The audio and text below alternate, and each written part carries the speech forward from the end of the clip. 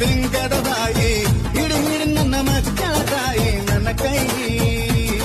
ಗೊಂಜಾಯಿ